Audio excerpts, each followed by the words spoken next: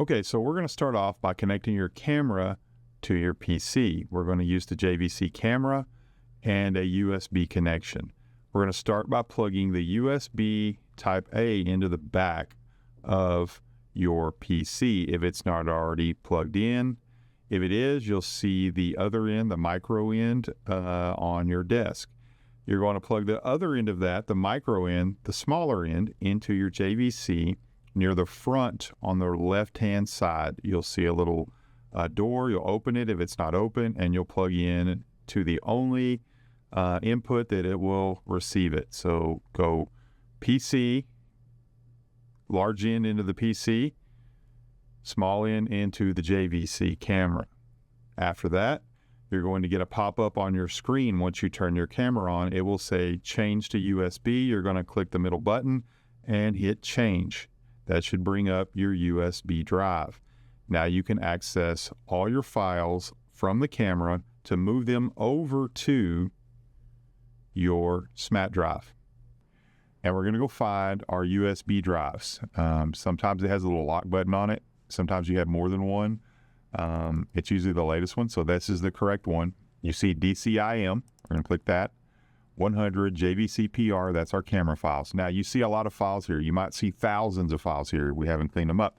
Also, you'll see these little Internet Explorer files. Those are XML files. We're not worried about that. Sorry for the bell. And so we're going to wait for our thumbnails to populate so we can see which one we need to transfer. You may have more than one. I suggest anything you recorded, bloopers and all, to transfer over. That way you don't pick up the wrong file and you don't have to repeat this. This could take a few minutes depending on how many of us are hitting the render server or the computer speeds or the network or just, a lot of things. So as you can see, there's a lot of larger files on here from my robotics trip to Melissa, and so we're just kind of waiting on them to populate. And then once we get to our clip at the end, you may see some of your clips, you may not. Our clip's probably going to be this one right here. That's me giving a thumbs up. I can hit play here, double check. You're going to see me messing with the camera, being silly. So when I got that, I'm going to right click on that. I'm going to copy to. We're going to copy to, not copy. Sorry about that. And we're going to choose folder. Now if you've initiated your SMAT drive, you're going to see your SMAT drive down here. You got to go to your SMAT drive. We're going to go to 2526. We're going to go to AV Production 1, Roar TV, Program 2, and the folder you created on Bridge. And we're going to select folder. Now we're going to wait for it to copy our file or files. If you got more than one file, if you got large files, it's going to take a while, okay? This is not a difficult process, but you have to do this. This is part of your folder structure grade on your post-production, getting this correct. Once that's finished, we close Bridge. So right now we're going to go to apps. If this has popped up, we can also search Premiere Pro. We're going to open up Premiere Pro, the latest version we have, and that's going to take a minute. We're almost there as far as how to set this up and where to go. So the first thing we're going to do is new project. We're going to title it whatever the title of your project is. Mine is Coach Armstrong. Yours might be, Jimmy. Yours might be football, and we're going to go to this and we're going to choose location. Where do you think we're going to choose to set up our file structure at? In the project files. We're going to go to AV Production 1, Roar TV, Program 2, Coach Armstrong, and project files. And we're going to hit save. This is going to create a project file that's set up perfectly so you get a good post-production grade.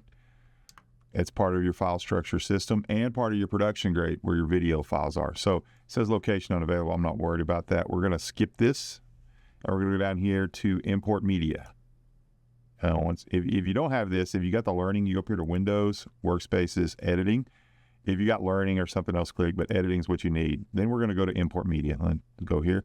Going to go back up to Coach Armstrong, and we're going to go video. We're going to import the folder. It's all of our video. So by clicking here, and there we are. We have the video. Take that video. I'm going to drag it over to my timeline, and we have our first edit. Now we can go through the editing process where we trim this down to where we want to be.